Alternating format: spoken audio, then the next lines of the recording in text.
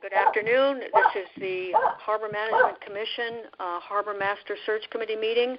It's July 12 at 2:18. In attendance, we have Jack Herschler, Harry French, Cheryl Beacock. I'm Kim Taylor, chair of the commission of the Harbor Commission. The public may listen to our meeting. Public comments will be accepted via email at hmc@fairfieldct.org with Harbor Master Search in the subject line. All comments that include a name and a street address will be included in the minutes of the meeting. We will not be including email addresses for privacy reasons. So with that, why don't we, I have on did Devin Santa, has he received my email and perhaps joined us? Rats. Okay. Hopefully he will. So just to review where we are, we are looking at a job description to be posted for the position of Harbor Master. The governor of Connecticut will appoint the Harbor Master from a list of candidates that we provide. In the past, we have been obliged to provide 3 candidates. As a result of very recent legislation, we don't have to come up with 3. We could provide the governor simply with 1 name, which may or may not make our job easier. So we've been at our first meeting a couple weeks ago. Cheryl put together a draft job description. We reviewed it. We had some concerns about some of the issues, some of which we've incorporated. Cheryl has incorporated into this second version. Others of which I think we'll still want to continue to chat about. Yep. So having said that, Cheryl, why don't you remind us what the difference between the preferred qualifications and the minimum qualifications? Why are we separating those 2 things out? Typically, minimum or basic qualifications are they're black and white answers, yes or no answers, so that they help with the screening in or out of candidates. So, for example, the first one, possesses current safe voting certificate, yes or no. If they don't, we can screen out that candidate without having any bias. The work experience, I think, or educational background, we do need to discuss. But if, for example, like in the first draft, we had college degree or equivalent, either they do or they don't. And it's just a way to screen in or out. Typically, basic or minimum qualifications is a relatively short list. And then you go to your preferreds where, that's really where we take a look at candidates during the interview process relative to what they represent or how they represent themselves against those qualifications. So, we may come up with some other minimum qualifications that can help us screen people in or out. If we recall, the last time we searched for Harbor Master, and it was literally 2 years ago, we did not use this type of format. We instead I think the job was posted as a job description without preferred or basic qualifications, and we therefore interviewed everyone who applied, which had its merits. But this is one way to, I think, in fairness to candidates and in fairness to us, helps people decide whether they want to self-select in or out of applying for this job. Does that make sense? I think it makes great sense. I mean, I recall, interviews last time, and I think at least a couple of candidates said, well, what are you actually looking for? And I think, we didn't put that in. the job posting. And I think clearly this tells people, I think, what we were looking for.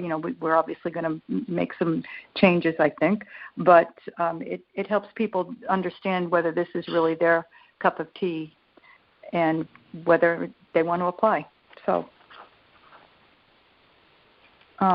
what I did in this version, I went online and I Googled Harbor Master job description. So I looked, there were a number that popped up, interestingly. I looked at one from Westchester County, and that job description, I believe, is the one that proposed a high school diploma and other associated qualifications versus a college degree or equivalent experience.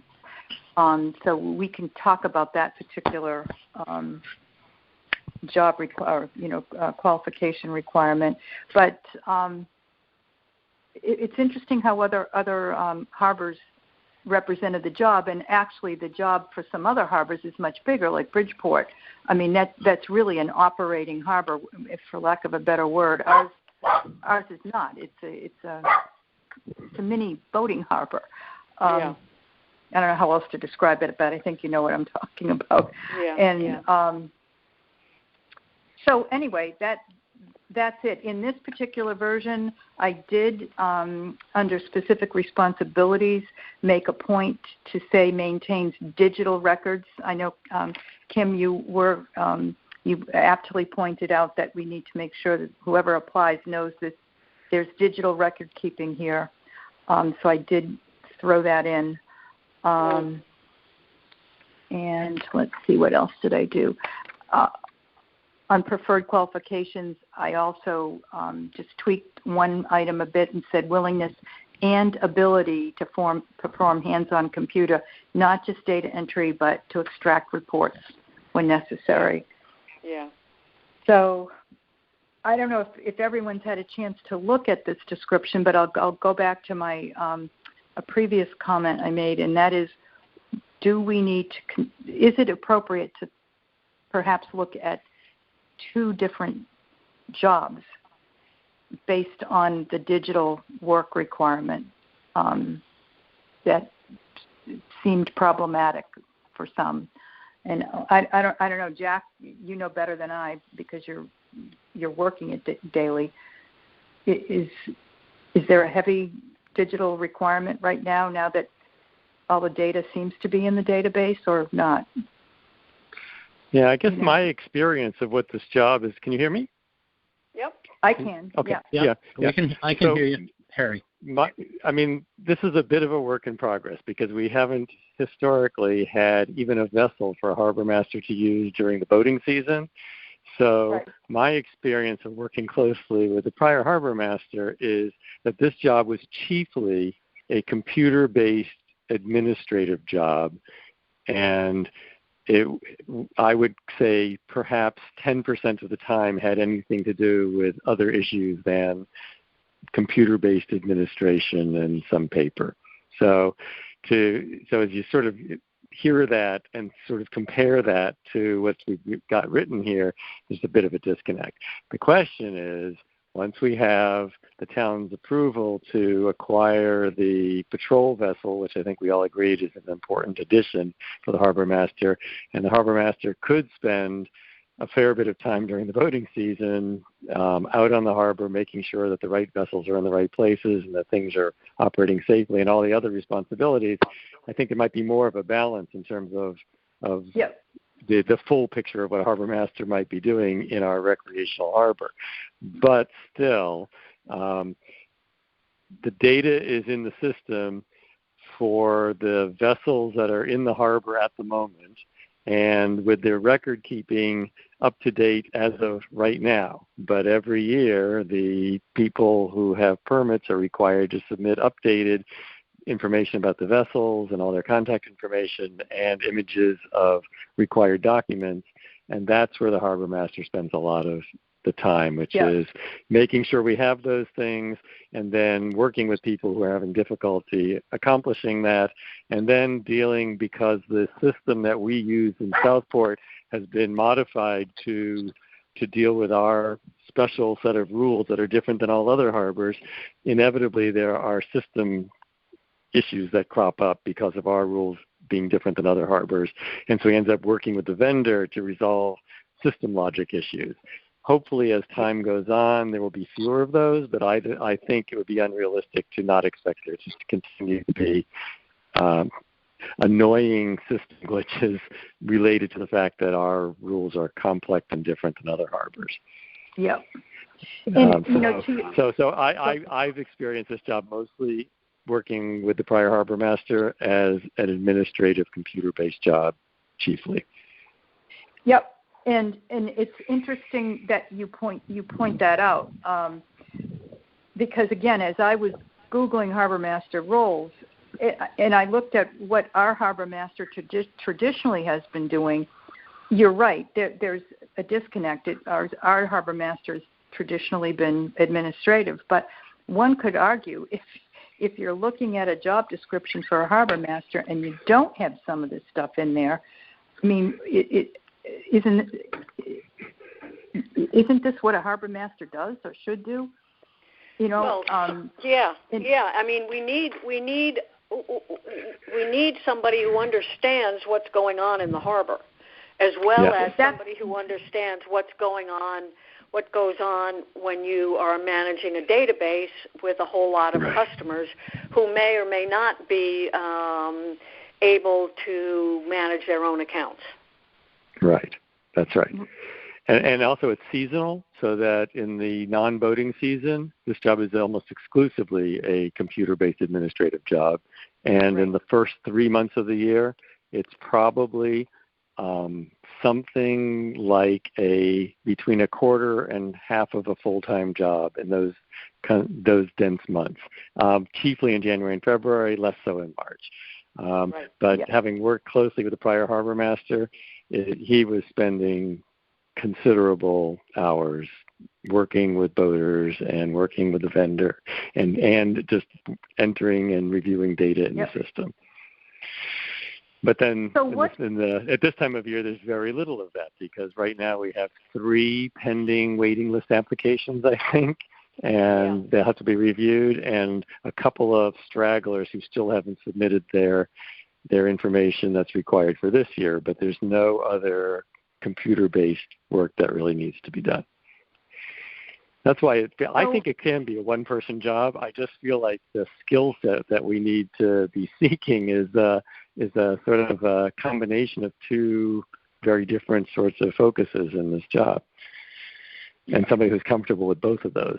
Both the sort of on-the-water expertise on one hand, the traditional harbor master role, but not afraid of the computer-based stuff that monopolizes their time for 3 months of the year. Yeah. Right. So and it's not the computer-based stuff is not it requires requires some level of comfort with the database. I mean, it's not just hitting approved and keying in a permit number next to somebody's name. Right. You know, especially because our rules are different than others. So you need to recognize a problem when you see it. Right. Having said that, I will say that, you know, I've spent a lot of time in the last 2 weeks or 3 weeks in the system, and it's not that hard to learn. I mean, the help desk is wonderful. The help desk is wonderful, and you know, it's pretty logical. So. Yeah. And if you need a fix, my experience is by the time you finish talking to them about it, by the next morning they've reprogrammed what needed to get fixed. Yeah. So you know, I wish I had that in my working world, you know. But it's a reality that at least in the last 2 years, I've seen the harbor masters spending a lot of hours, mostly working with boaters and getting back to them because they didn't use it correctly or don't know how to use it correctly, and that's not likely to go away altogether. Right.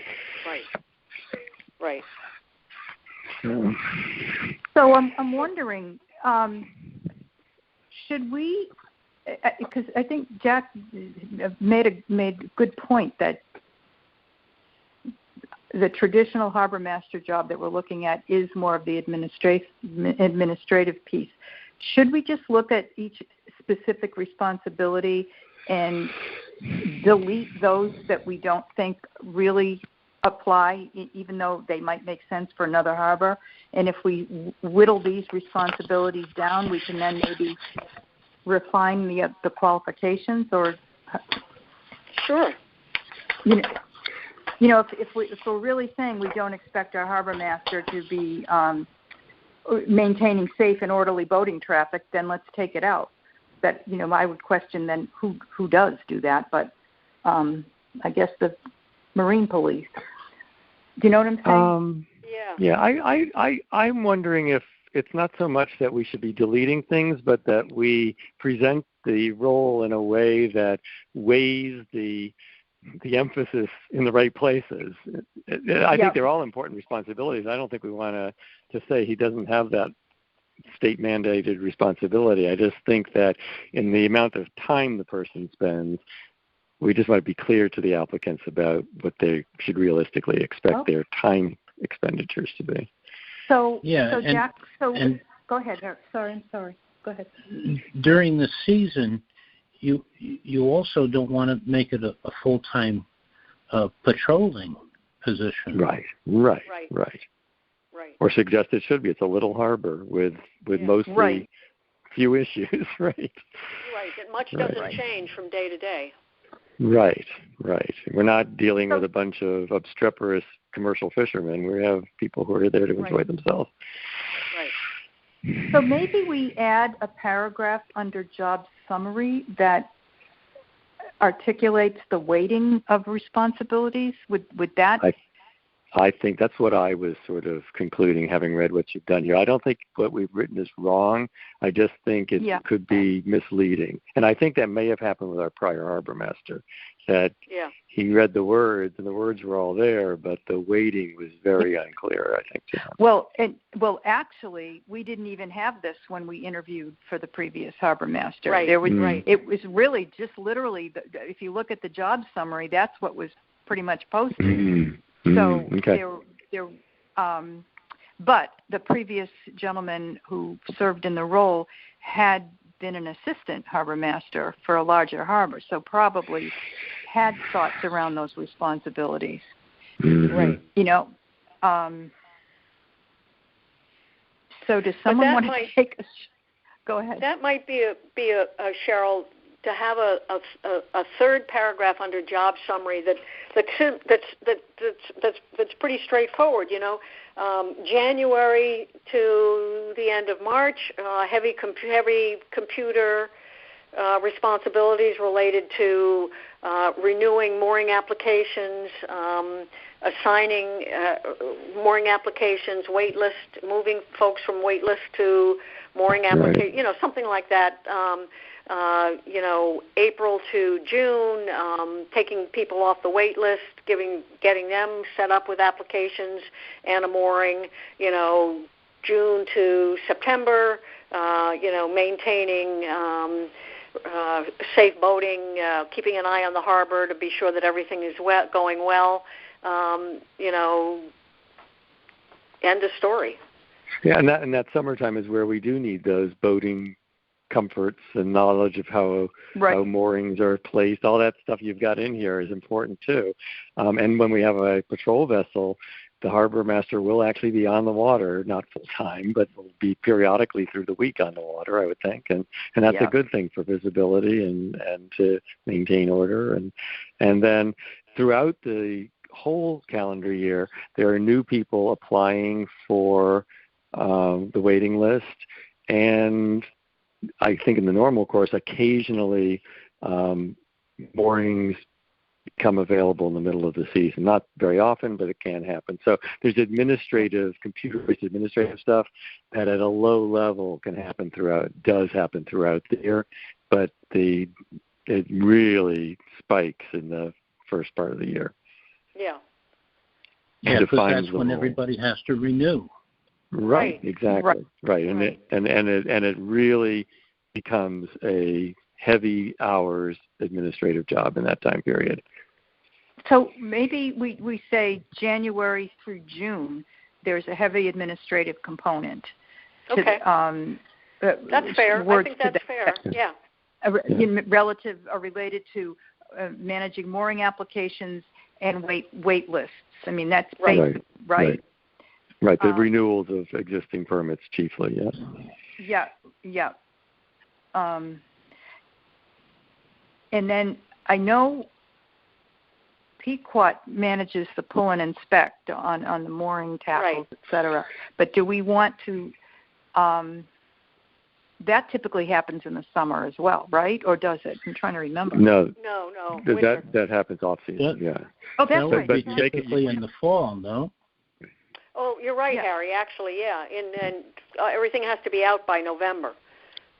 Right. Cheryl, you make a good point. The administrative system, the vendor, Pequot Yacht Club, is obligated to enter the results of all of the maintenance work they do for each mooring tackle set into the same system. And the harbor master would, when that's properly being done, would be reviewing and discussing the findings with the vendor on an ongoing basis. So that's another place where they'll be spending time in the system. Here, the obligation to enter the data is the vendors, the Pequot Yacht Club, but the review process by the harbor master is the harbor master's responsibility. It's all in the same administrative system. Yeah. So that would typically happen like in the fall, right? Right. Well, the work gets done in the fall. When do they when they enter it is as a TBD. We haven't seen that happen yet. Yeah. Okay. It does feel like what we're describing here is an on-the-water period during the voting season and a pretty substantial computer-based administrative job. Not paper-based, but computer-based administrative job for the rest of the year. Right. Yeah. Right. So it really has to be somebody who is not real busy in the wintertime. Right, especially the first 3 months of the year. Right. Yeah. Yeah. I don't want to minimize it, but I do believe, Kid, that the suggestion that it's going to get easier as time goes on, as people become more familiar, I think that's true, too. So those first 2 years are going to be more difficult and slower for everybody, but the boaters now understand how to do this, and they're pretty comfortable with doing it. Yeah, once you've done it a couple of times, I think it's much easier. Right. But then we have a handful of people who still haven't input their proof of insurance and registration images that were due 5 months ago. Right. Maybe in addition to adding in the third paragraph, I could reorder the specific responsibilities and have the assigning of the mooring permits, et cetera. That computer-related stuff up. I can't even talk today. Closer to the top as a priority, and some of the harbor maintenance stuff toward the bottom. So we're not. Right. You know what I'm saying? I don't know why. Yeah. Prioritizing. That's the word I'm looking for. So, Cheryl, one thing that we've done administratively with our new updated approved rules is that Pequot Yacht Club is maintaining the individual boater assignment records on a day-to-day basis for the 51 moorings in the North Anchorage. So it strikes me that one of the jobs of the harbor master on a go-forward basis is going to be to periodically review the record keeping of Pequot Yacht Club, which I believe will be some kind of a computer-based administrative system, but not the same one that the harbor master is using. So he would need to be working together with Pequot to review their records and make sure the rules are being followed with respect to all the boats on those 51 moorings. So it's a different kind of administrative review obligation, but the rules about insurance and current registration and information about the boaters and contacts in case of emergency, those rules are all the same for the Pequot Yacht Club record keeping. Okay. Yeah, whether it's Pequot that keeps the record or the harbor master. Right, the harbor master should be reviewing them. To be there. And he or she would want to review them periodically to make sure that record keeping is being done properly. I think the rules say that they have to be in a way that the harbor master is comfortable with, that those rules are being maintained in a manner that he's comfortable with, or she. Okay. It's also administrative. Yeah, it's just a little bit different. Yeah. Do we want to say, while under, and I don't mean to jump ahead, but while we've got that thought, under preferred qualifications, ability to work with Pequot Yacht Club. Ability to work with absolutely critical. Because we mention it under specific responsibilities, but do we want to? We probably don't want to say ability to work with Pequot Yacht Club, but ability to work with mooring contractor and private club in the harbor, the management of the private. Yeah. Okay. They're probably always going to be one and the same, but I think that's a good point to distinguish that they're two different roles. Yeah. Well, two different roles that they. Okay. And again, that's something we're just going to have to discern from the interview process. Right. Mm-hmm. Right. As are most of these, how do you? Right. Okay, I can add that in, Kim. That's a good one. Do we want to move on to? So, Cheryl, you're going to prioritize the specific responsibilities, and I was going to take a shot. Okay. Go ahead. I was going to take a shot at that third paragraph unless somebody else wants to do that and forward it to me. I can reorder the specific responsibilities and edit what we've just talked about with preferred qualifications, but I think we need a discussion around minimum qualifications regarding academic. So what are your thoughts? Well, do we want to say high school diploma plus post-secondary education of some kind? I mean, or do we want somebody who might have a certificate? Is that certificate or college education? Well, I think you're going to have the boating certificate. Right. Because she's going to be operating a boat. Right. And every boater in the state's required to have it. Right. Yeah, that's true. Yeah. Right. That's why that's number one. Right. But I'm thinking under the second one, do we want to say, I don't know what kinds of certificates or post-high school degree programs there are for people who are interested in boating, but there must be some out there. Mechanics or I don't know. I would. Do we care? I don't know that a certificate gets you. It might, and I don't know what they are, but you can have a certificate and have no practical experience. I think the experience is key. And previously we had a college degree or equivalent experience. We didn't clarify that some of that experience must include marine operations. I think that is a good addition. I mean, I look back to some of the people we interviewed, and they did not have that. They were not conversant. Let's put it that way. So the question is, do we want? Go ahead. Sorry. No, but I'm thinking if this is an administrative job and we want somebody who is particularly adept at being on the computer and using the computer. It might be in an office that has nothing to do with marine operations that would be. That's the tricky part. You need somebody who can juggle both, or then we're talking about two roles, right? Right. And I'm just thinking out loud. Someone that has a college background and work experience these days likely has computer experience. Yes. I would not necessarily. I'd say you have a better chance of that than getting a high school graduate with 10 years experience that can manage a computer. But doesn't have the maturity to manage the job. I don't know. Right. But again, we might be looking at folks who are older. The applicants or the voters? The customers or the applicants here? What do you? I'm confused. I'm saying the applicants. Oh, the applicants. Yeah, they could be. Yeah. Yeah, I would tend to think that the applicants would be of an older age.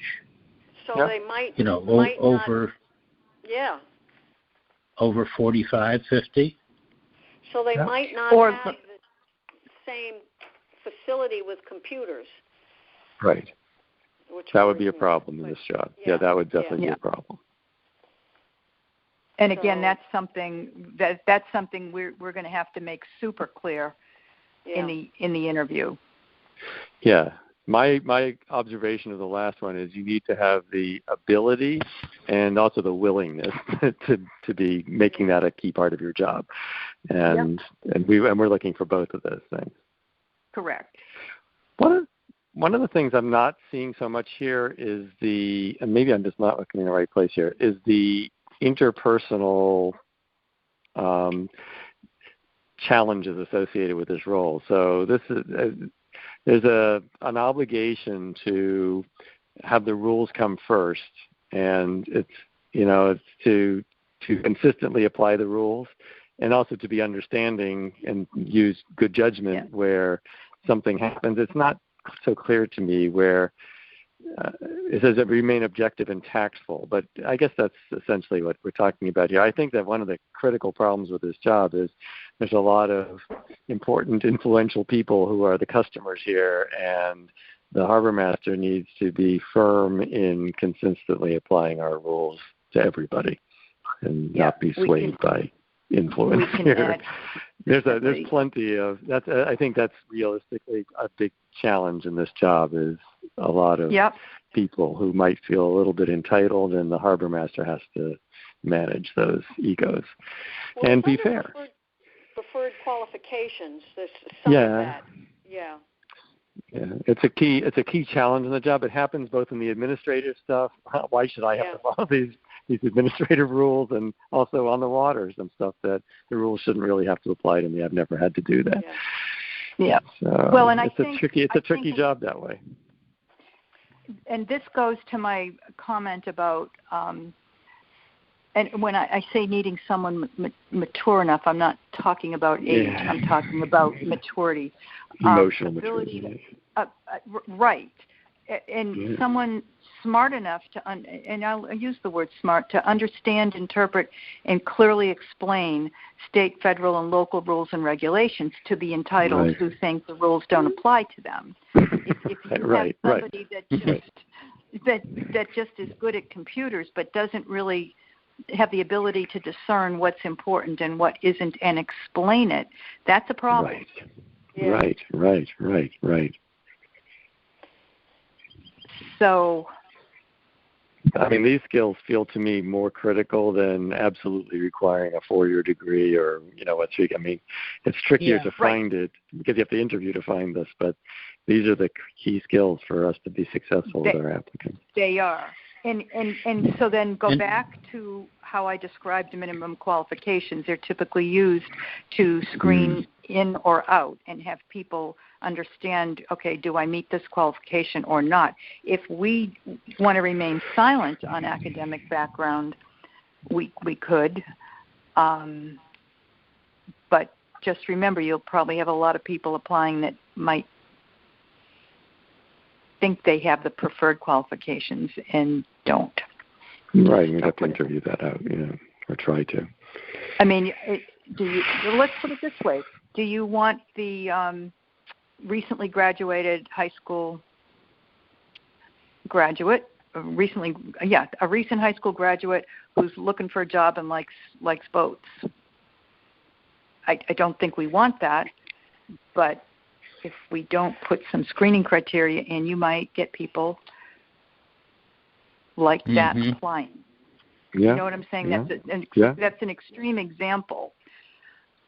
Of course, pretty much in our area, you're going to have almost all college graduates.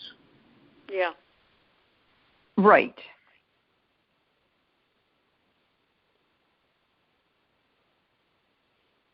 But for example, there might be folks who have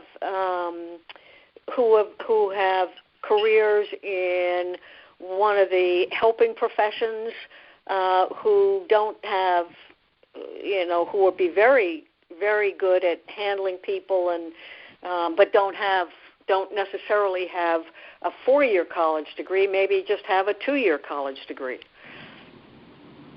Right. Yeah.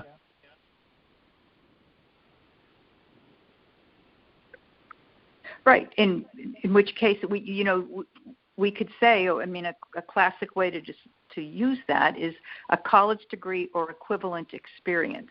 I think I was just thinking that. I think that's probably a wiser course for us to take, because then we can judge what the equivalent experience is. Right. Do we want to, though, say or address two? And I got the 2 years work experience involving marine operations. I think that came out of Westchester's, this job description. I'm not sure. But do we want to refine that? College degree or equivalent experience and at least 2 years experience involving marine operations, or is that too narrow? I'm thinking of the administrative, the January to June person who likes to sail, but has never worked for a marine operation. That somebody like that might be very good at dealing with people and being on the computer and understanding the rules of the road and working with the yacht club. Right. The most technical part of the moorings that the town owns and we are responsible for, we've outsourced that to Pequot, who has substantial expertise with those marine operations. And that's really, I think, the only marine operations, literally, that the harbor master has sort of oversight of, and we've outsourced it, and then he reviews the results of their maintenance records and their tackle upkeep. So I'm thinking that the job is chiefly about oversight, and you can sort of learn from Pequot on the job about what's involved in that, because the expertise resides at Pequot to perform that function. And I'm going to answer my own question here, and I'm thinking, I was originally going to say, but we need somebody that's at least conversant with marine technology or whatever. But if somebody has a safe boating certificate, it sort of goes without saying that they've been around boats. Right. So can we just say some boating experience? Or is that but it's sort of implied if we're asking for a safe boating certificate. Well, that's true, Well, that's just a test. That's a test. Yeah, right? that's a test. I have one, and I couldn't qualify. So. That's not true. Well, why don't we just say some boating experience? Yeah. Because on the other other hand, hand, you have to operate the boat. We say you have to operate a 17-foot boat yourself, so that sort of implies that they have some experience. Right, but we don't want. This is for screening. Right. This is for screening. So if we get somebody who's a whiz on a computer, who's got a college degree and really has been secretary in a building supply business, for example, who could do all the data stuff, but doesn't know port from starboard, I mean, that might be difficult. Right. Credibility-wise. Or would it? I agree. Or would it, I guess, is... Well, so I just flipped over to... But that could also be learned. I agree, Harry. Of course, if we're saying has to have a safe boating certificate, they have to know port from starboard. That's right. Under preferred qualifications, I have basic understanding of nautical terminology. Should that be a minimum requirement? Yes. Yeah. I mean, that's the way to address this. Just move this to minimum. Yeah. Right. And the rules of the road regulation, basic Coast Guard regulations for inland waters. I mean, the basic knowledge. Do you want me to add the basic understanding of nautical terminology as well as? Yeah, I don't have that book in front of me. Whatever that what is that called, Harry? I don't remember. It's the basic navigation rules. I think it's what it's called, the U.S. Coast Guard navigation rules for inland waters. Okay. I mean, those are the rules that we have to follow if we're not way offshore in the ocean. And water buoys and markers, and how do you read the basics of a chart to know depth, et cetera, et cetera. Well, now you're listing several. No, these are all the things that are part of that. These are all contained in those regulations about. So I just want to make sure I understand. We're going to move the basic understanding of nautical terminology to a minimum qualification. Then are we adding a basic understanding of Coast Guard rules and navigation? No. Okay. We would. So how do we be test able. that? How do we? I mean, if we're going to use that as a screening, how do we know? From looking at somebody without interviewing. That's a good point. It's not a yes. That's right. I have some flashcards. We can test them. well, yeah, it's during an interview, but I think, Kim, you're asking that relative to screening out resumes, right? Right. Yeah. So no, you can't. You wouldn't know what somebody has in their head without. You can't know that. No, you can't. So I think then that stays under preferred qualifications. Yes. So I say we have from minimum qualifications: possesses current safe boating certificate, high school diploma, and we need to have some years of work experience. I think that's I thought we were saying college degree or equivalent. Well, college degree and some amount of work experience. I think that's it. And college degree could be a 2-year degree or a 4-year degree. Right. So that gives you some latitude. Right. I don't think we can say some amount of work experience. If you're going to address that, you're going to have to say how many years. Mm-hmm. When I'm saying equivalent experience here, that's if you don't have a college degree, but you have a ton of experience relative in lieu of that, we'll take type of job. Right, in lieu of. Yeah. And we would be able to discern that from looking at a resume. Right. I like that personally. It gives us more flexibility. Yeah. Okay. Yeah. All right. So back to the job summary. Did anyone want to take a shot at the third paragraph? January to March or January to June.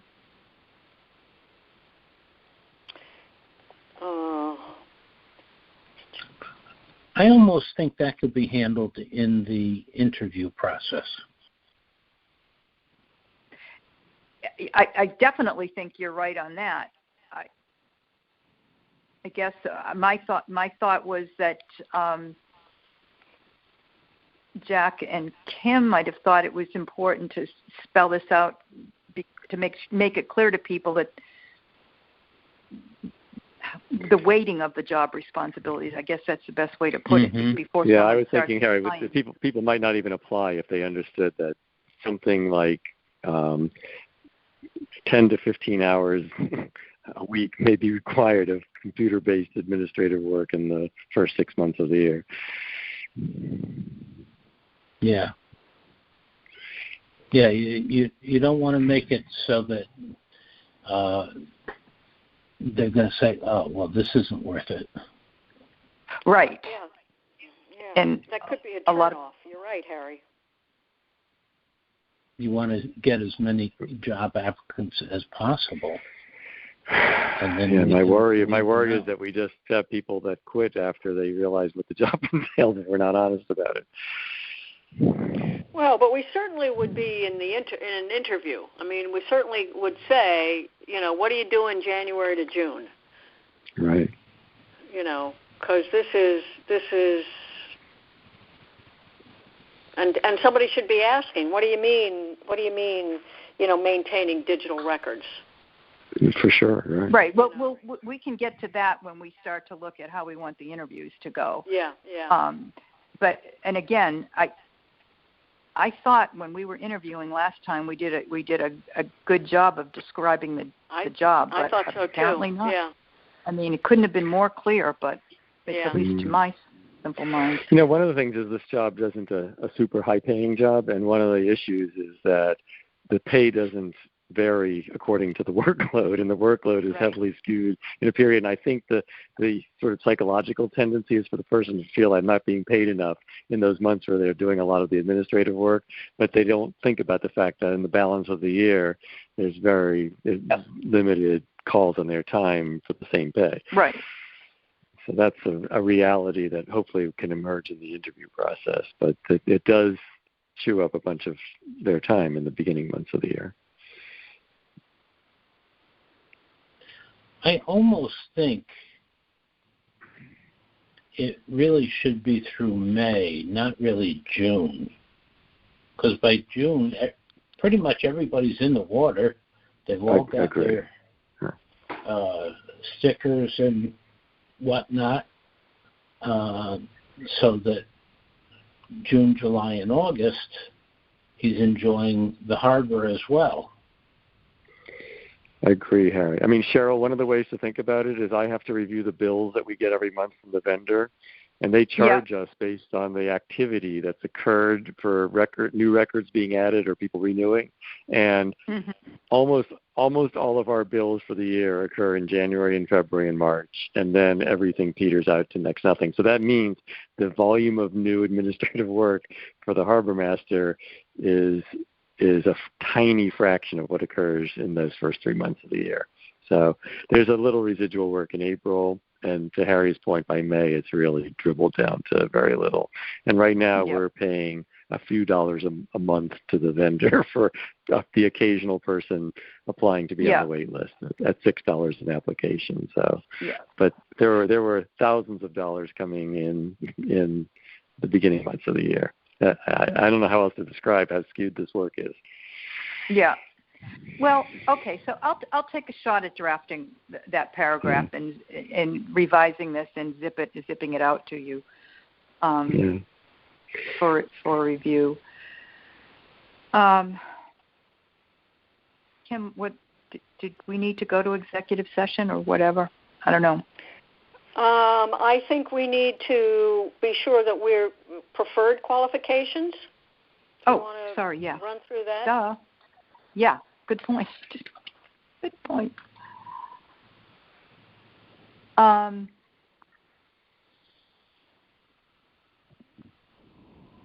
mean, I'm open to comments, so...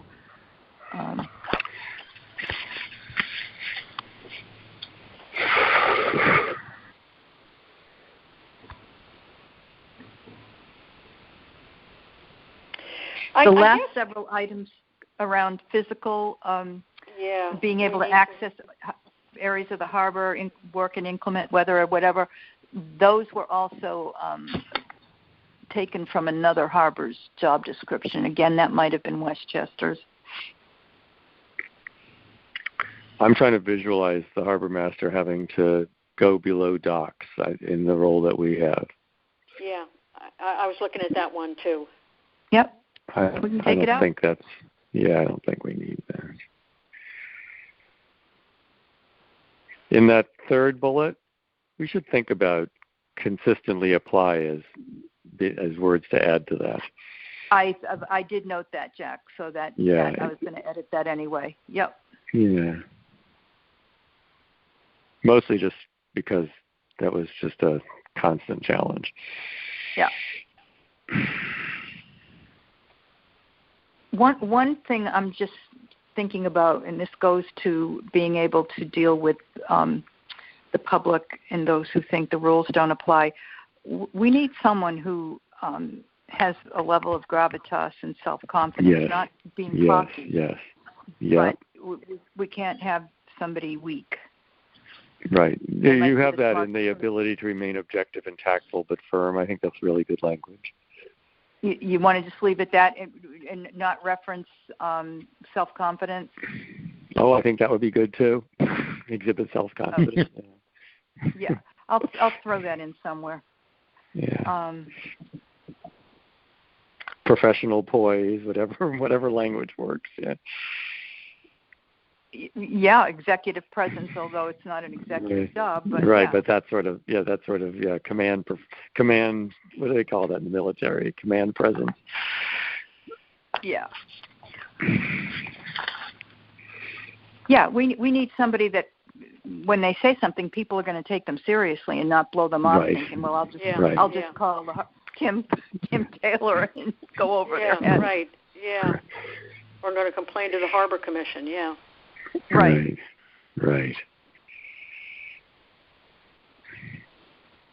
So I think this is excellent, and I do too. I'm just wondering. I'm playing devil's advocate here. It's not a full-time job, and are we setting it up like it's a full-time job for somebody who's going to make, what is it, $1,600 a quarter?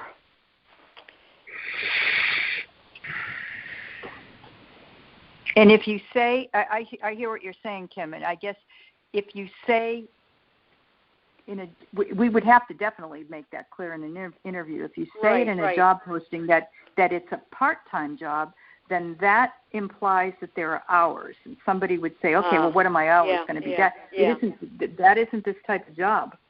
Right.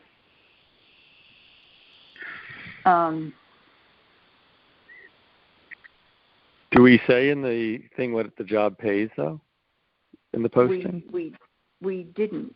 We didn't last time in the job summary. Shouldn't we?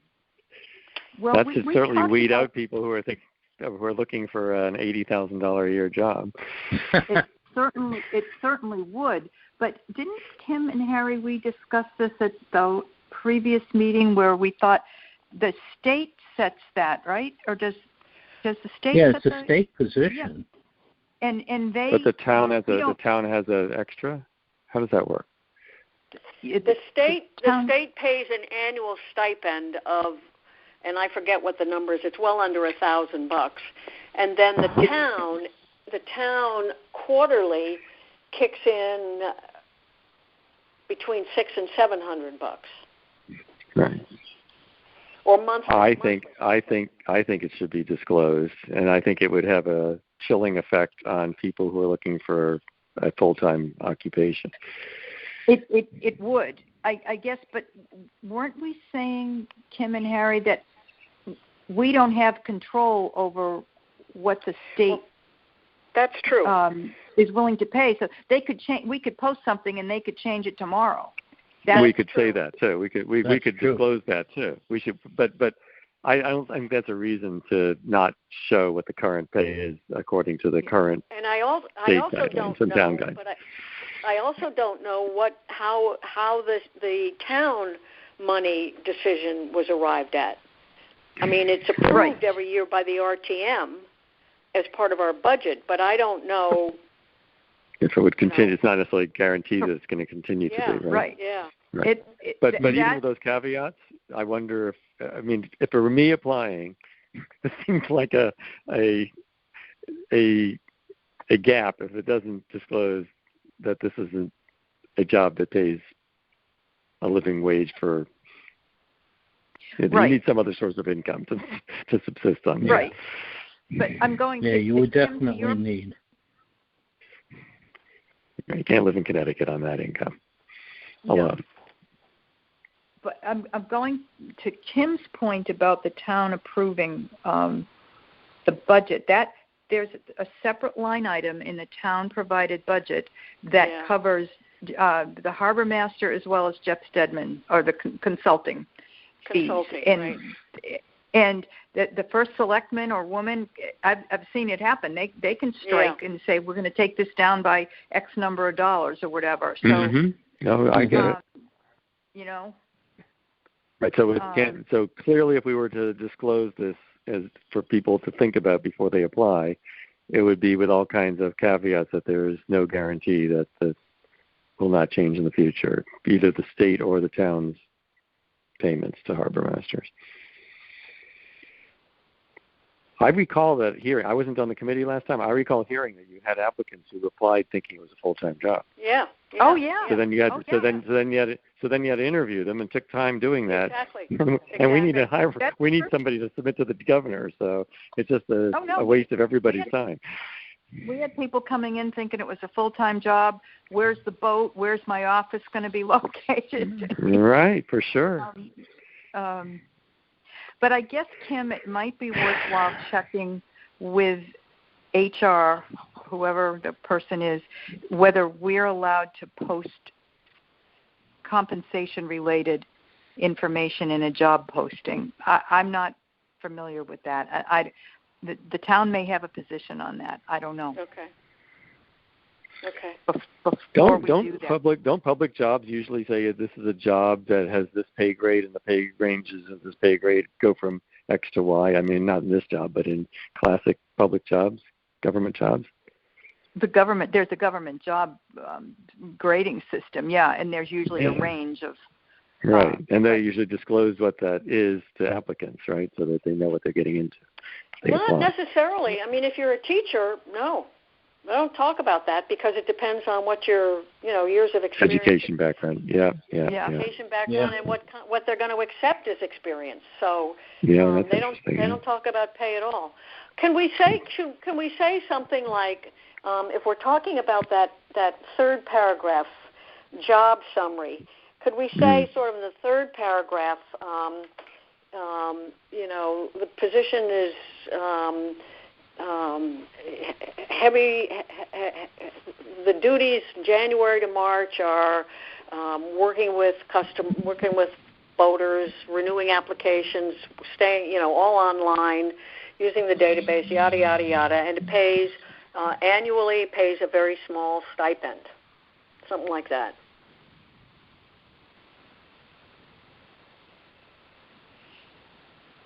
That would certainly, if they read it carefully, would certainly rule out people from applying who are expecting a full-time job. A windfall. Yeah, that too. Maybe we say, and again, Kim, this is what I would check how we could word this. Is it a state-determined stipend or a town, government-determined stipend? The word stipend implies not a salary and not an hourly wage. It truly is a stipend, which is probably, if somebody's smart enough, and I hope they would be, they'd know that they're not going to become a millionaire, earning a stipend. But well, I don't want to call it a consulting fee, which is how it's accounted for in our budget, because that makes it sound like I put in the hours and I'm going to get paid. It's right. No. I'm saying I'm thinking the word stipend is good. Okay. If the question is, can we say that there's a state stipend that's paid, or it's a town stipend? They're getting paid by the town, right? They're getting. It's my understanding there's two checks, one that comes from the state and one that comes from the town of Fairfield. So every quarter, Betty asks for the harbor master's bill, and the harbor master multiplies 660 or 650 or 600, whatever the number is, times 3, and submits a bill to Betty, and Betty pays that bottom line number. I have no idea how the state, when, how, if there's a bill, if it's an automatic payment. I have no idea how that works. Yeah, I don't either. Well, can't we state in there that this is a state position? It is. It's in the first sentence. Oh, all right. A state official appointed by, yeah. Why don't we say something like a modest stipend? Yeah. is provided for these services. What if is provided? That's a good idea. That's good because that makes it doesn't make it sound like if I work 40 hours I get paid more than if I work 20 hours. I like that. Right. I think that's good. That's and good. Is it quarterly, Kim? I believe. Well, that's how we've been doing it up to now. Is a quarterly bill from the. Yeah. So I just want to be accurate. So if we say a modest quarterly stipend is provided, so somebody if they're thinking this is going to help my cash flow, well, if you're managing your cash flow on a quarterly basis. Right. So that's also going to imply that they're not going to get rich doing this. A modest quarterly stipend. Yeah. I actually had the conversation with our predecessor in the role, and the job should be thought of as the pleasure that you derive from the role itself. Is the reward is the chief reward for this. So it's like a volunteer to be on a government commission or anything else. It's that kind of remuneration. And I don't know if it's permitted to say something like in this the chief reward for this is the respect and feedback you get from the boaters and the pleasure of having made a difference in the management of the harbor, but it's not the compensation that's the reward in this job. Right, and I guess that's what I'm wondering, if there's some way that we can say that this is basically a service job, public service, a public service commitment, not even a job, a public service commitment with a little bit of money. Right, modest, yeah. I mean,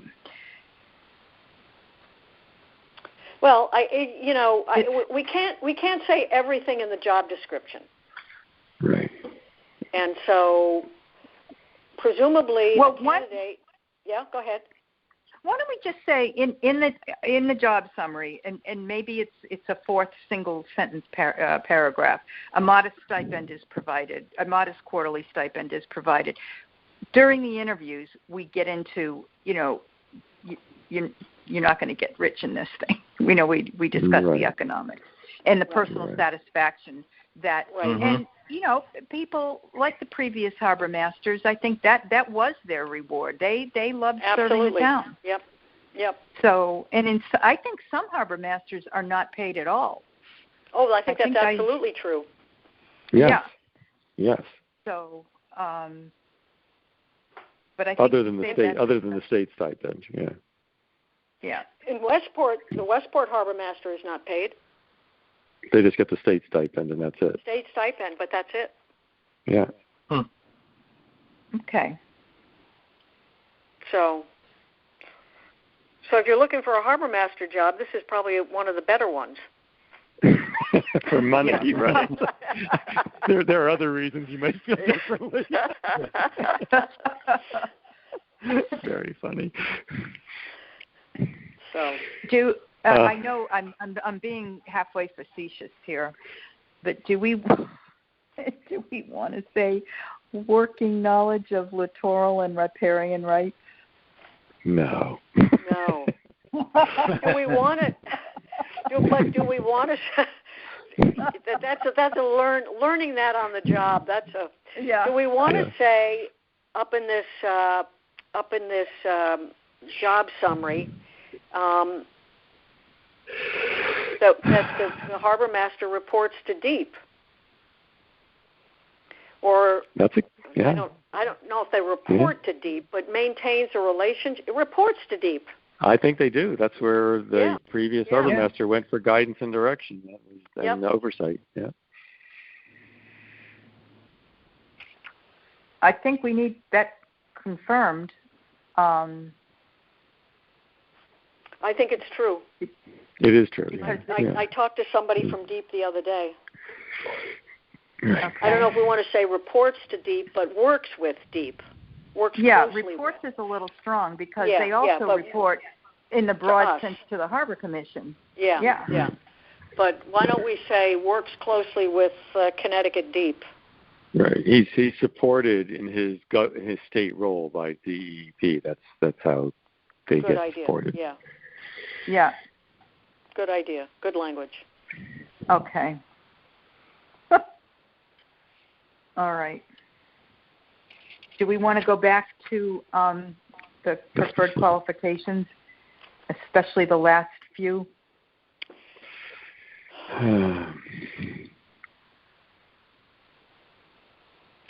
The must be able ones. Yeah, the must be able. Yeah. What are you thinking about the seeing and hearing alarms and dangers or hazards? They should recognize that there's a hazard. Yeah. Basically, what that's saying. Yeah. And we don't have any oral alarms, but we do have. They need to recognize a problem when there is one. Well, the country club alarm when there's oh, that's true. Lightning. When there's a lightning. Yeah, the lightning. Yeah. I mean, they need to be able to. I don't know. I mean, if they need to be able to. It's one thing to hear the country club alarm. It's another to be able. Are we saying they need to be able to look up in the sky and say that there's a lot of dark clouds, bad weather is coming? And then what do they do? And then right. What? Right. I'm just not sure in the scheme of things how. I mean, I suppose if we had a harbor master office down there, it would be more important. But we're relying on the yacht club in many ways. Although, what happens when we get the warning for like the tropical storm last year? Didn't the harbor master use online mooring to advise?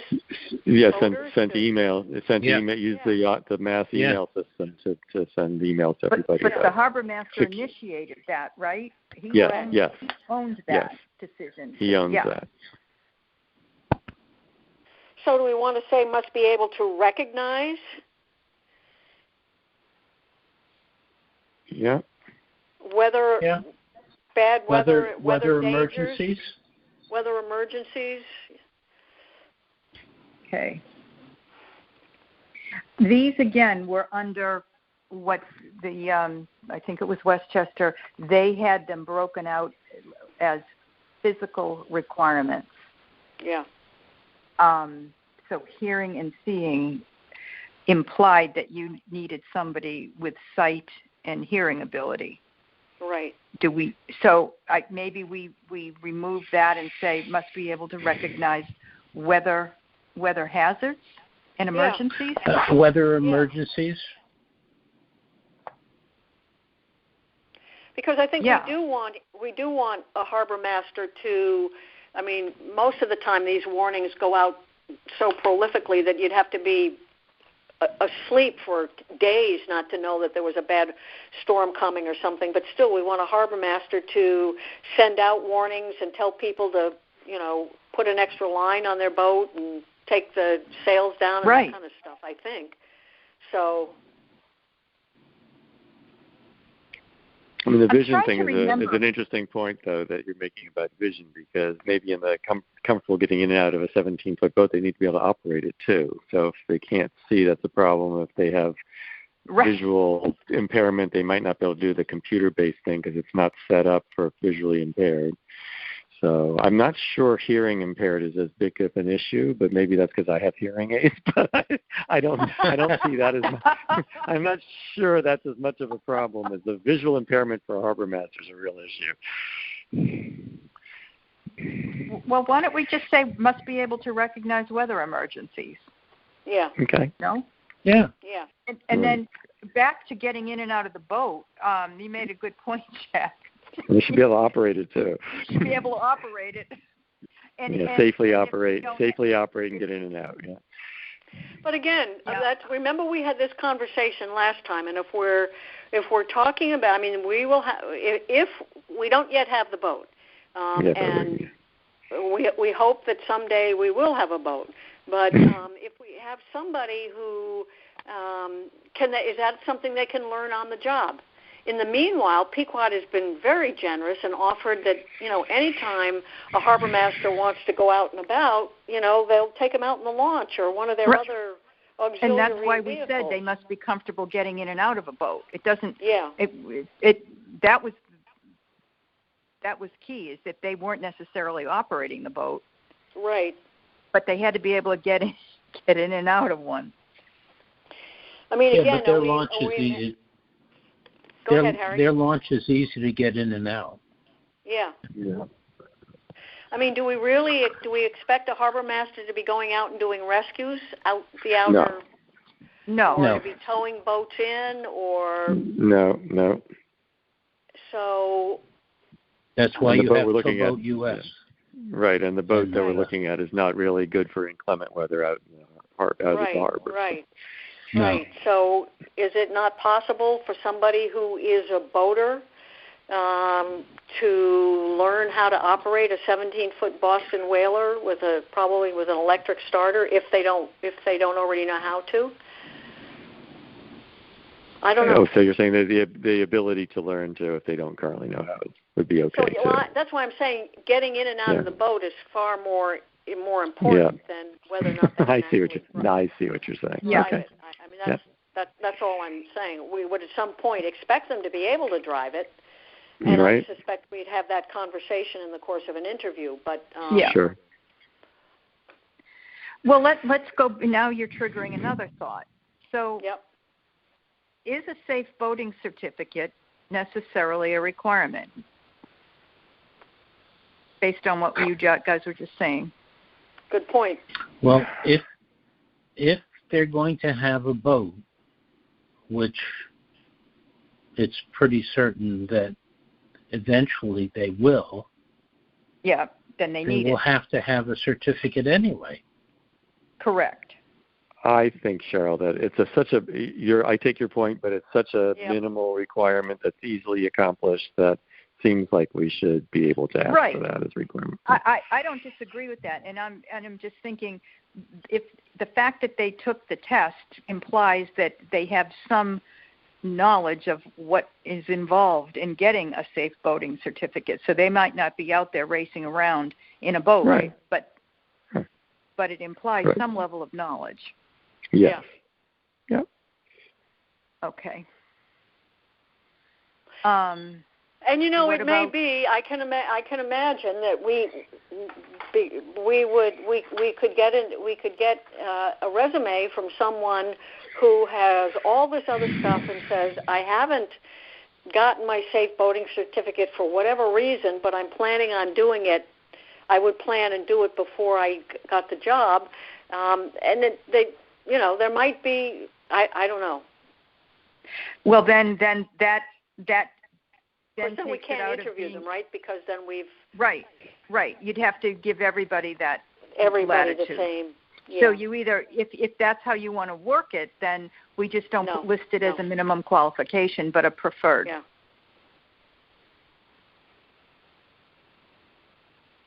So. That may also be something that, let's say I don't have my boating certificate now, but I'm taking a course next week, and by the time I would be appointed, if I were approved, I would have my safe boating. Yeah. Right. But you can't. We either have to have it or we don't. That's right. If it's a minimum qualification, you either not. have it then or you don't. Right. So we could move it to preferred, but. So then we always say that then if we do that, then the only people we're interviewing are people with some sort of college education. We would have to interview everybody who had a college education who applied to us. Is that the impact of that? In theory, I mean, if in theory, in practice, I would say no. But it's more of a way of screening out. But I mean, if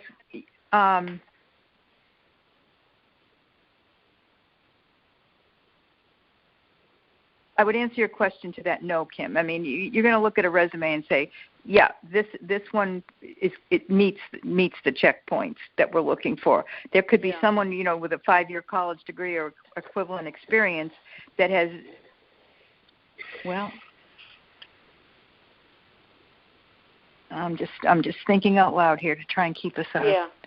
Well, I guess what I'm saying is, if we're not going to have, if our only minimum qualification is going to be a college degree and some work experience, then that's going to we rule really out don't something. need minimum qualifications, and then we're really not.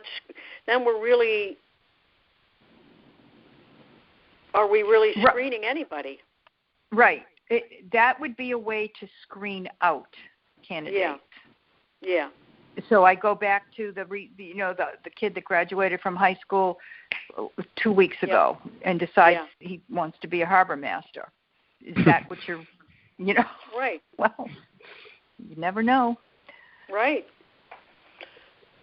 Going to school part-time, graduate school, good on the computer, I can do this. Yeah. Do we want to say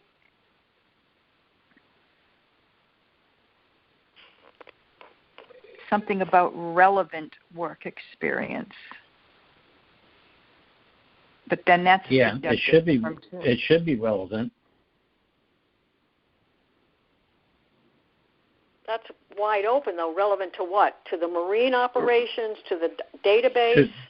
Right. Does that give us Right. Usually when you say college degree or equivalent experience, it's, okay, I have enough work experience. I didn't need to get my 4-year degree, but, I've had a ton of work experience that makes up for that. When I said relevant work experience, do we want to add relevant would be marine as a third bullet, that you might not have a college degree, but you have 10 years work experience. Do you have relevant work experience? That would be a third criterion. Gotcha. You see what I'm saying? Yeah. But we could say, or relevant equivalent experience. We could, if that's how you want to narrow it down. Okay, you might not have a college degree, but relevant marine experience. Right. Somebody may have managed a yacht club before, and it's very familiar. They don't have a college degree, but boy, that's relevant experience. That sure is, and we would hate to disqualify that person because they hadn't been to college. Correct. Right. So do we want to say college degree or equivalent relevant marine experience? Yeah. I think to Harry's point. Okay. Marine operations experience or just? Let's say marine experience.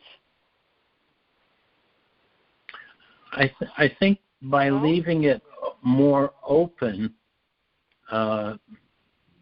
you'll be able to pick and choose more as to what qualifications they actually have. Right. I agree.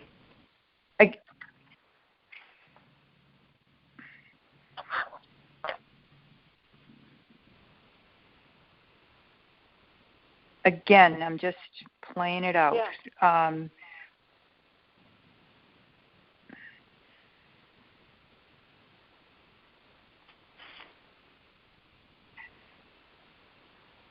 Relevant is a subjective term, so marine. We don't want to say marine experience.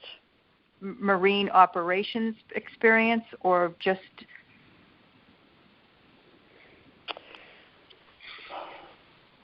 I don't have a college degree. Somebody could say I don't have a college degree, but I go sailing every weekend. That's marine experience. How about related as opposed to relevant? So then it's related to everything else that's on this document, and it's our judgment about whether it's related or not. That's a good one, Jack. Yeah, I like that. Okay. Sounds good. You guys okay with that? All right. Yeah, that's good. Yeah. Okay.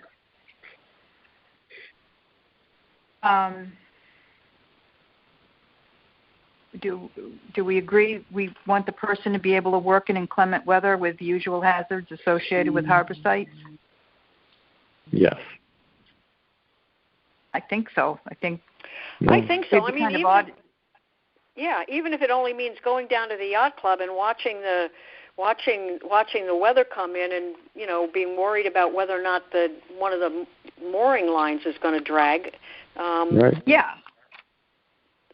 Exactly. I think it'd be kind of weird if the harbor master wasn't down there, helping or at least overseeing Jeff Engborg in his operation. Yep. Mhm. Working weekends and holidays as needed. Yes. Yeah. Yes. Absolutely. You have a boat falling off a mooring or whatever. Yep. Yeah, absolutely. We don't really talk about the obligation to participate in relevant town commission meetings.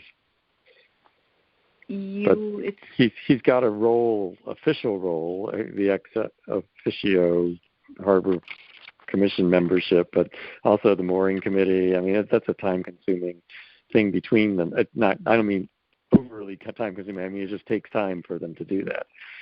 The second to the last bullet under specific responsibilities. Check, see if that does it. Okay, let me go.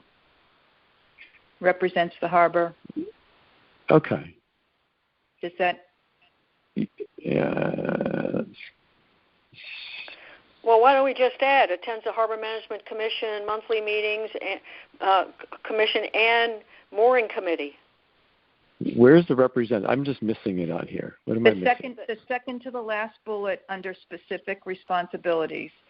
Right after maintains effective working relationships with boat operators. Yep. Okay, so, yeah. Okay, that captures it. Okay. Hi, Devin. Do you want me to add mooring in there, mooring committee? I think I just missed it. I think that this is fine. Okay. I think the version you got I'm looking at a neat and clean and a yellow highlighted copy. I'm looking at that too. You are? Okay, because I know a version that I sent to Kim, I think I had really messed up formatting. So, okay. Hey guys, I don't know if you can hear me, but this is Devin Sant. I just jumped on. Devin, hey. Hi, Devin. Hello. Welcome. Hey, Devin. Oh, thank you. Thanks for having me on board here. Appreciate it. So we've been reviewing the draft, the version 2. Have you had a chance to look at it? Any thoughts? Only briefly. It seemed very, very appropriate and reasonable. Okay. Anything you would add? On the posting? We've made a number of edits. No, on the job description. Yeah. The harbor posting V2. Yeah. No, I don't know if I'd want to add much. As maybe thin it down a little bit too, because it's still essentially a volunteer position, right? It's going to be. We just had that discussion. Okay. So we thought, hard. Devin, it's a this position is Cheryl. with a lot of responsibility. Yeah, it is. Not much compensation. Right. So we were going to add language. We're going to add language right up at the top that says, modest stipend. Yeah. I think you'd want to make sure you casted a wide enough net that you wouldn't dissuade people from participating. And probably your ideal participants, based on certainly the compensation and certainly what I've seen in other harbors, and this harbor in particular, you probably end up with retirees that have maritime experience and an interest in the harbor. Mm-hmm. It's probably the kind of the typecast person that fits these most of the time. Yeah. We were going to add a third paragraph under job summary that clarifies that there's a weighting to these responsibilities, and that the first, say, 5 months of the year tend to be heavily administrative in terms of managing mooring assignments, the wait list, et cetera. And then June through September, the focus then would be more on safe boating and more marine-type activities. But the bulk of this job is administrative, right? Did I capture that right, you guys? Yep. Mm-hmm. Mm-hmm.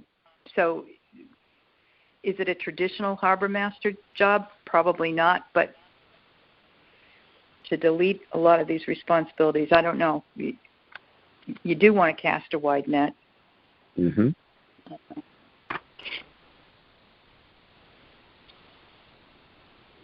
Yeah, I guess that would be my 2 cents. Is I wouldn't want to go too heavy-handed on this job description and make it sound like a full-time position, and then have people say, you know what, I'm not all that interested.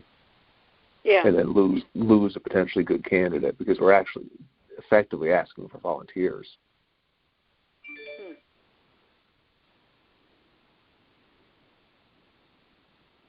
And again, unless we're not, unless I know other municipalities sometimes pay their harbor masters more, that they budget more. I think that the stipend is from the state. Right. I don't well, know. Well, in Fairfield, it's a whopping $660 a month. So. Okay. Oh, it is per month? Yeah. Beyond what the state. Yeah. But Devin, your point is well taken. I think that the driver for people who will be happy in this job cannot be the money. Yeah. I had thought it was like $600 a year, which I think is the state stipend. So that's what the state pays, and then the town chips in, as I say, $660 a month. So okay, it's still basically volunteer. Volunteer, right? Yeah. Yeah, but not quite as volunteer as I had thought. Okay. Okay. There's one other thing it's 12 times less volunteer than I thought. I wouldn't position it like that.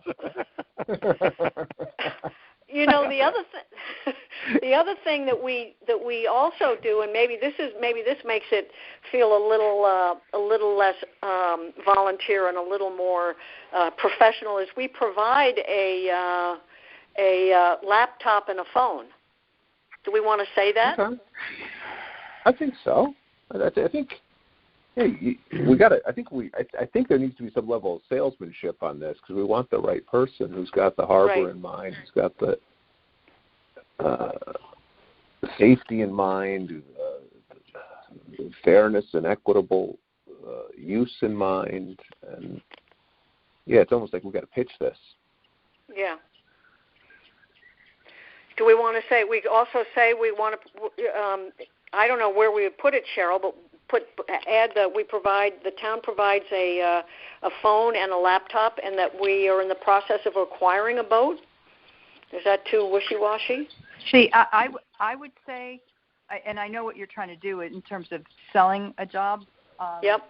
I would say those discussions would be better offered in an interview, but that's my opinion. Okay. But you don't want.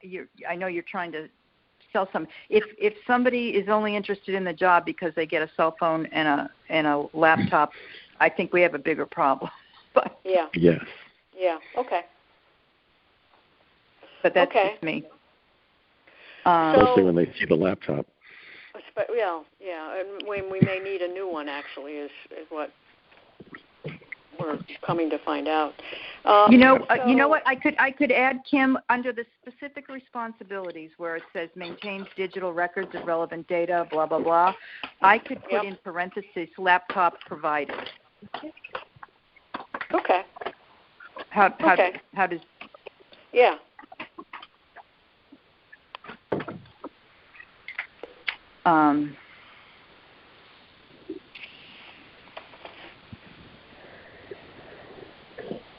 I mean, it's okay.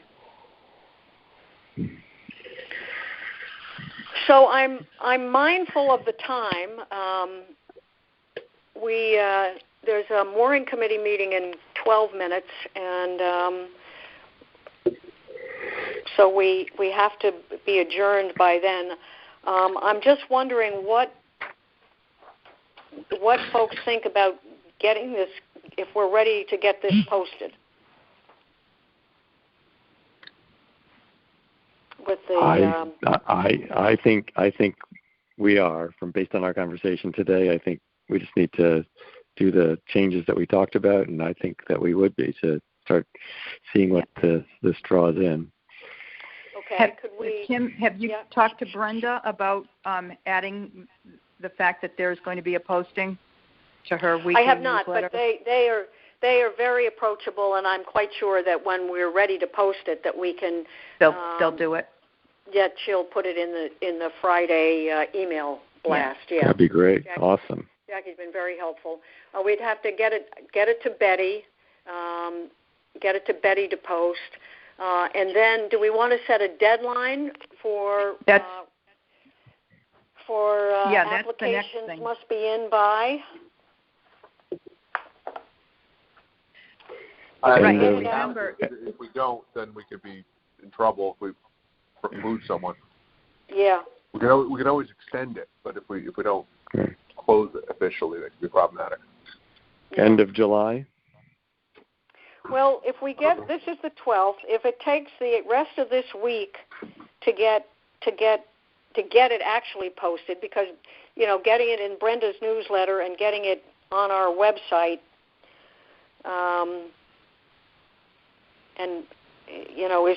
that doesn't necessarily happen quickly. So that's the 16th. And then there's only 2 weeks left in July. I think to Devin's point, we could by doing that, we can always extend it if we don't have very many applicants, but it can keep things moving. And the other question is, do we want to do rolling interviews, sort of like as the resumes come in, which means somebody's going to have to be looking at them. We want to look at this person. Let's get something scheduled, or do we want to be more efficient and then just look at all the resumes at once after the deadline, and then set up a block of time to do interviews within X number of days? Well, I guess if I'm looking at the calendar, I'm going to be away from the 21st of July till the end of the month for sure, and so if we have the resumes due by the 30th, which only under the best of circumstance gives people 2 weeks. I think get them to town, have the resumes, cover letters sent to town hall, care of Betty. She can keep track of when they come in and forward them on to everybody. We could all see them, and maybe then we get back together again. I don't know, towards the end of that first week in August. How are we going to advertise that the job is open? Brenda's newsletter. Put it on our website. I don't know what else. Devin, could we post it at Pequot? I don't know the answer to that. I could ask the question. No, I think you could post a blurb that the job is open, and here's where go to the website to learn more. Right. Yeah. Right. What I was thinking, maybe the Pequot newsletter. Yeah. Okay. Yeah. That would be good. Or the Fairfield Citizen or whatever. Didn't we do that last time? Did we put it in the Citizen or put it in the Patch?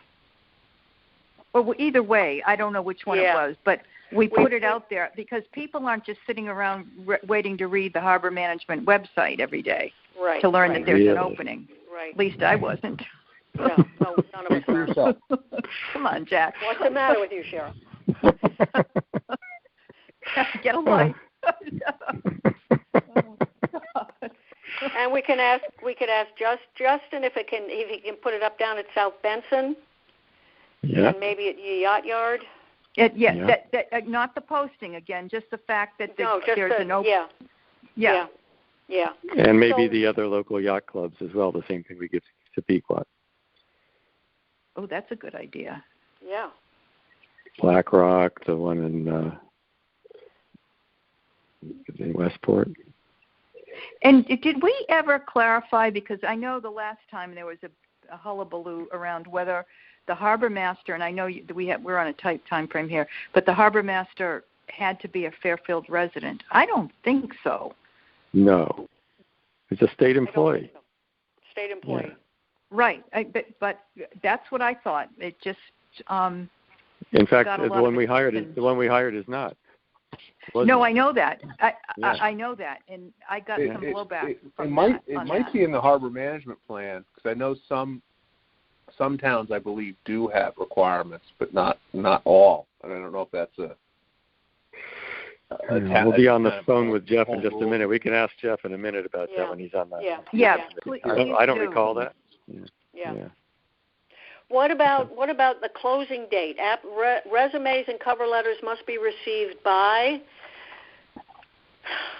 You want to say Monday? Go ahead, Cheryl. People are, I'm just thinking out loud. People are on vacation, just like we're all going to be heading out. Are we really doing ourselves a disservice by just limiting it to 2 weeks? Should we do 3? We could say close by Monday, August 9th. That gives them the full 2 weeks in July and 1 week in August. A weekend.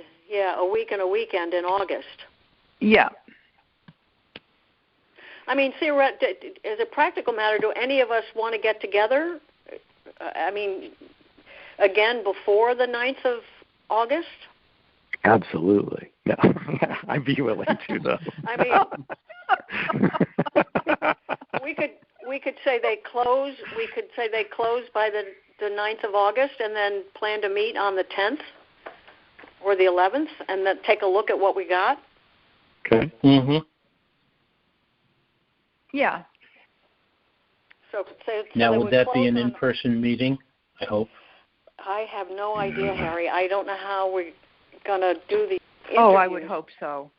On WebEx, but I remember last time, Tim, that Betty logged in the resumes, and I believe she forwarded them online to each of us who were interviewing.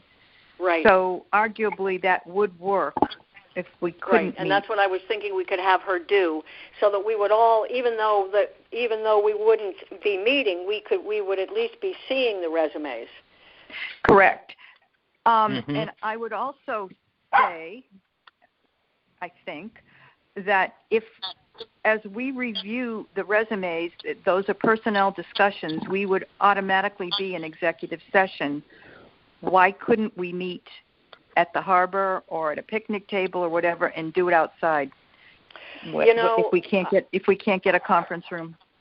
I don't know the answer to that, and that would have to come. I mean, that would have to come from the town fathers, if you will.